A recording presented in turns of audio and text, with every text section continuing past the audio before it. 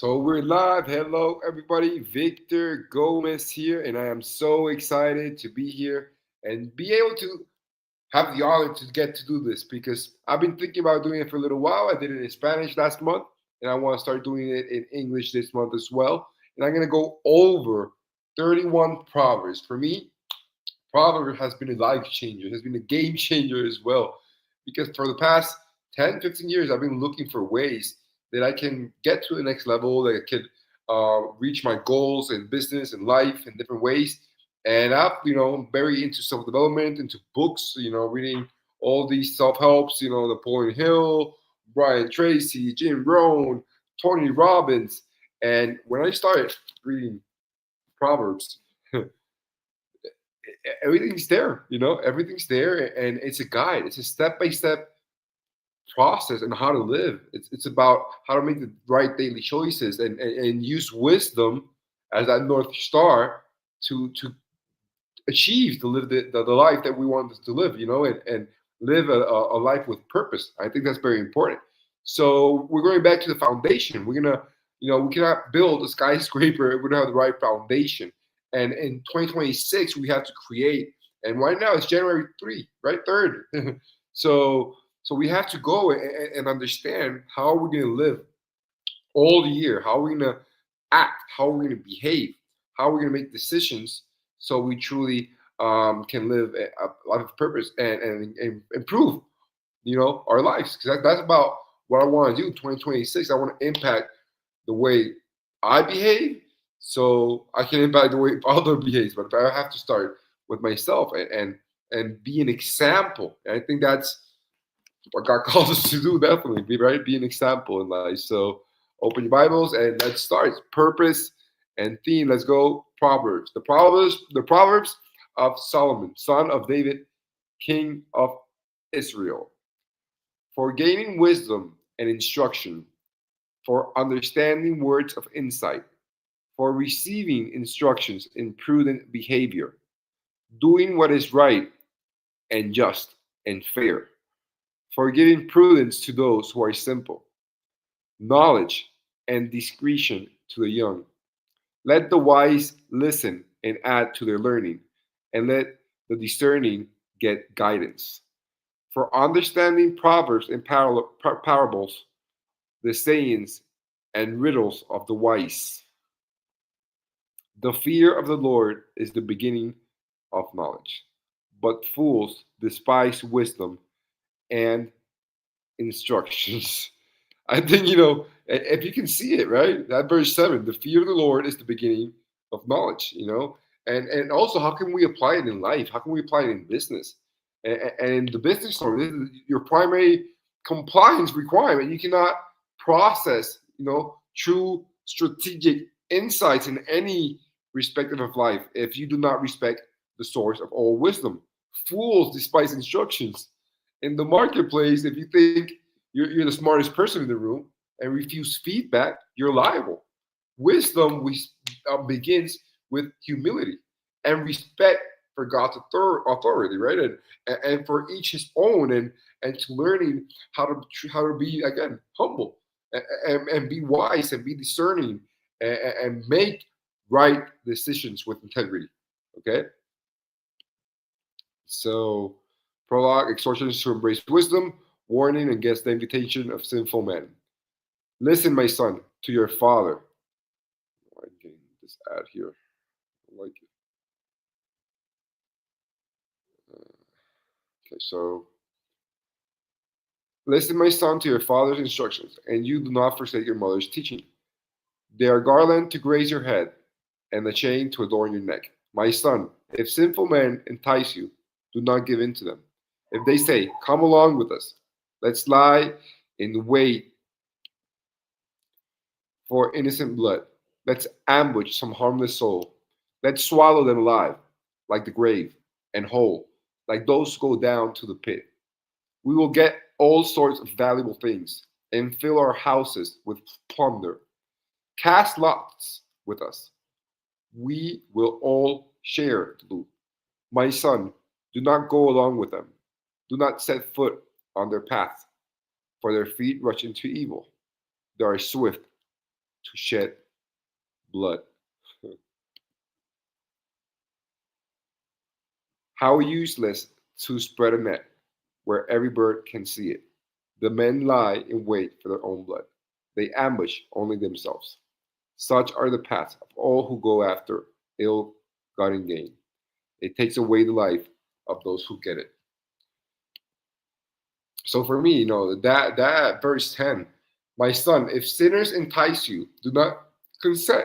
Solomon is warning us about unethical partnership, unethical behaviors, you know, get rich schemes, that we want to do. How can we take shortcuts or corners sometimes that we're trying to cut because we want to simple or we want it easier? Okay, so the proposal here is let's ambush the innocent. Let's fill our houses with spoil. Right, in 2026, these are the illegal hustles and the gray area tickets. Verse 19 delivers the verdict. So are the way of everyone who is greedy for gain. It takes away the life of its owners. Greed is a fatal error in your business model. It destroys longevity. Stay ethical, stay compliant. Let's say for me, integrity is very important in anything we do. So we have to learn and understand that if we go by the guidance of Proverbs and literally take everything, literally, take everything, don't take everything, because if we start acting on it, it's going to be very, very powerful. So let's continue. So here, right? So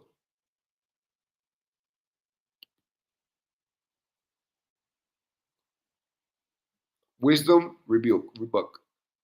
Out in the open, wisdom calls aloud. She raises her voice in the public square. On top of the wall, she cries out. At the city gate, she makes her speech.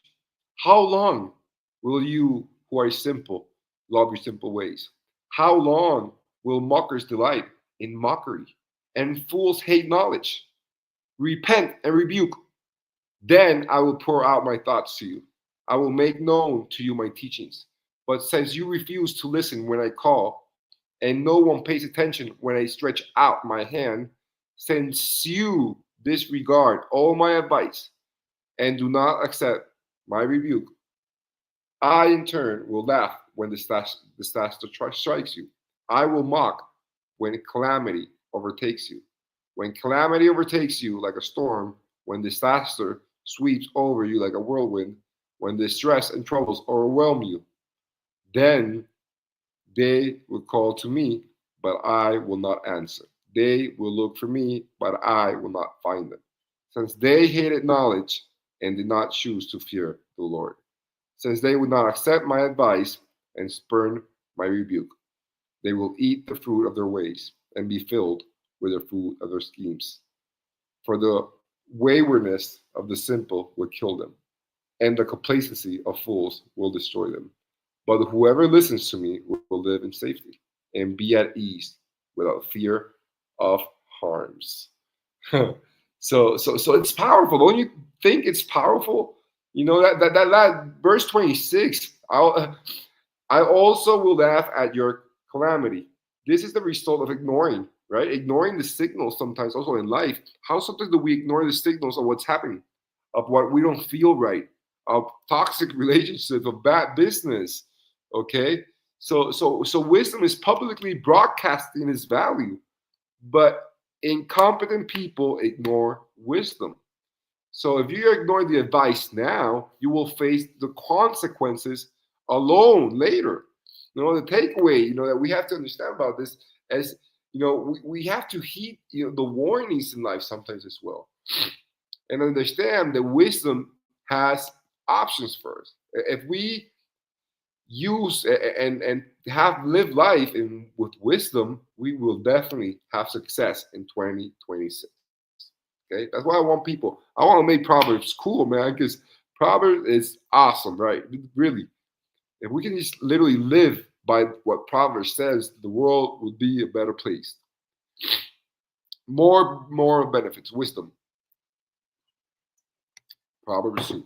My son, if you accept my word and store up my commands within you, turning your ear to wisdom and applying your heart to understanding, indeed, If you call out for insight and cry aloud for understanding, and if you look for it as for silver and search for it as for hidden treasures, then you will understand the fear of the Lord and find the knowledge of God. For the Lord gives wisdom. From his mouth comes knowledge and understanding. He holds success in store for the upright. He is a shield to those who walk is blameless. For he guards the course for the just and protects the way of his faithful ones. No, verse 4. Look at verse 4. If you seek her as silver and search for her as for hidden treasures, wisdom is not passive. It requires active acquisition. You must research, study wisdom with the same intensity that you use, I don't know, to knowledge an ex-girlfriend, right? Or investment opportunity. You have to we have to look for wisdom. We have to look for God. Same thing. We have to look for it. It's not passive. And it wants you to find it. It wants you to find it. And if you look for it as silver and search for it as for hidden treasures. So we have to look for wisdom, every single day. We have to look for wisdom. We must search for it. If we are casual in learning, you will be ineffective. Like if you treat your business as a hobby, you will have hobby-like, results. And look at verse 7. He is a shield to those who walk uprightly. Integrity is the strongest asset protection. That's why we have to live life and do business with integrity. Okay?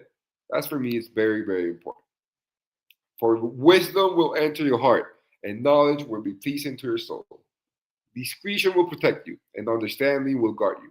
Wisdom will save you from the ways of wicked men, from men whose words are perverse, who have left the straight paths, to walk in dark ways, who delight in doing wrong and rejoice in the perverseness of evil, whose paths are crooked and who are devious in their ways. Wisdom will save you also from an adulterous woman, from the wayward woman with her seductive words, who has left the partner of her youth and ignored the covenant she made before God. Surely her house leads down to death, and her paths to the spirits of the dead. None who go to her return or attain the path of life. Thus you will walk in the ways of the good and keep to the path of the righteous. For the upright will live in the land, and the blameless will remain in it. But the wicked will be cut off from the land, and the unfaithful will be torn from it. So you can understand again, it's, look at that verse 12. Look at verse 12. Wisdom will save you from the ways of wicked men. Okay, wisdom. So the toxic partner, the toxic business person, the toxic, friend, employee, who disrupts our culture, we have wisdom, we can identify those people. And the forbidden woman or man, doesn't matter. It's about lust. It's about the passion that we can't control that seduce us and we fall into sin or whatever you want to call it. Okay. So we have to have a lot of discernment because discernment acts as a filter. And it allows you to identify liabilities before they enter, our inner circle. They enter our hearts. Okay. So it's very important. Look at verse 22. But the wicked will be cut off from the earth. Do not ally yourself with bad people, with people you feel have shady ways, because then you will be shady as well. You will be shady as well. So let's go for Proverbs 3.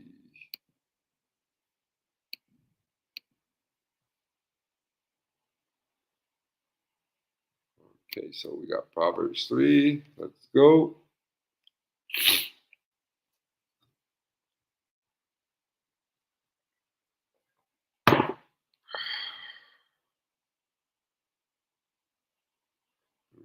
So let's go. Wisdom bestows well-being. My son, do not forget my teachings, but keep my commands in your heart, for they will prolong your life many years and bring you peace and prosperity. Let love and faithfulness never leave you. Bind them around your neck. Write them on the tablet of your heart. And then you will win favor and a good name in the sight of God and men. Trust in the Lord with all your heart and lean not on your own understanding. In all your ways, submit to him, and he will make your path straight. Do not be wise in your own eyes. Fear the Lord and shun evil. This will bring health to your body and nourishment to your bones. Honor the Lord with your wealth, with the first fruits of all your crops. Then your barns will be filled to the overflowing, and your vats will brim over with new wine. Right? Look, verse 5 and 6. Look at verse 5 and 6. Trust the Lord with all your heart and lean on your understanding. So we have to trust. Trust. It keeps repeating itself. Trust. Trust. Trust, and also trust in yourself. Trust in your own understanding. Trust in your knowledge. Trust in your, you know, and you're being prepared as well. Because it's not about just trusting and having faith. It's about being prepared. So when opportunity comes, you are ready. Okay. So as entrepreneurs, as leaders, we are trained to rely on our own logic, right? And we have to also sometimes, pivot from that, and it's God's direction. If we're prepared, the outcome is inevitable. But we have to be prepared. And then the rest we have to leave in God's hand. We can't not worry about things that we cannot control. So we also have to acknowledge that sometimes we don't have control. He does control. He has the one, right? He's the one. So we have to let him operate and just worrying about being prepared, getting focused, studying, having the right wisdom, making the right decisions, And it's the same thing in everything, in marketing, in sales, in hiring other people, in relationship. We have to prepare. Look at verse 9, honor the Lord with your possessions.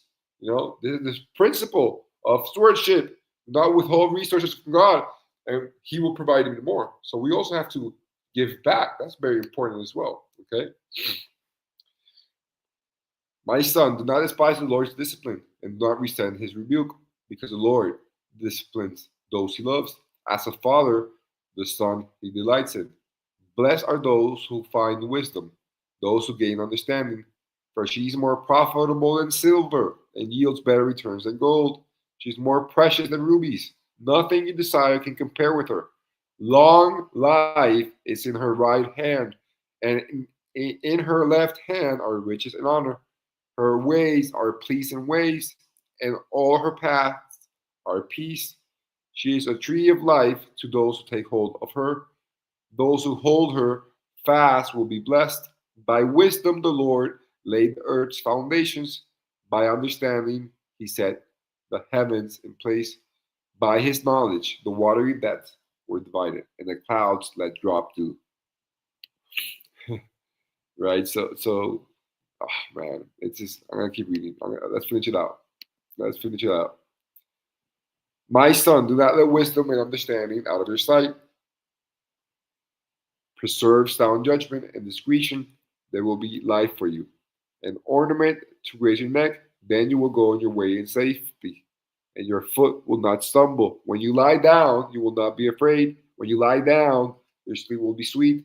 Have no fear of sudden disaster or of the ruin that overtakes the wicked. For the Lord will be at your side and will keep you from being snared. Do not withhold good from those to whom it is due.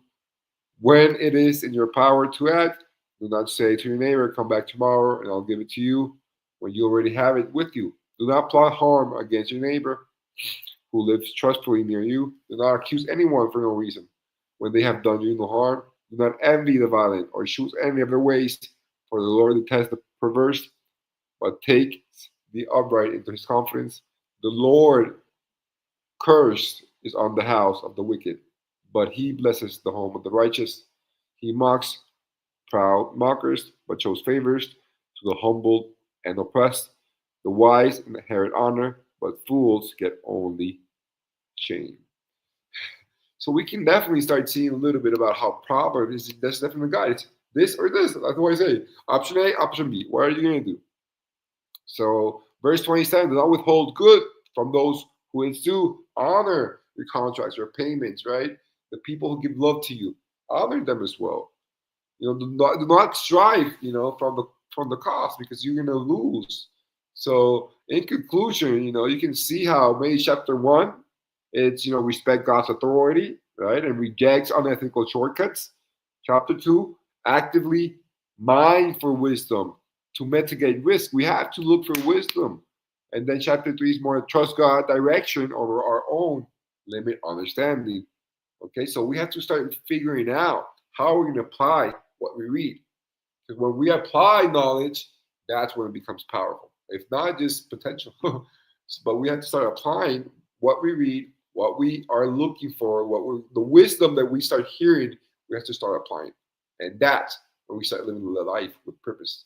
And that's what we want. We're gonna make Proverbs cool again, and so see you in the 4th proverb that we're gonna be doing this week.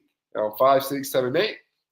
We got the 3rd. Read them, reread them, and you will see how your life starts changing. See you on the next proverb, my friends.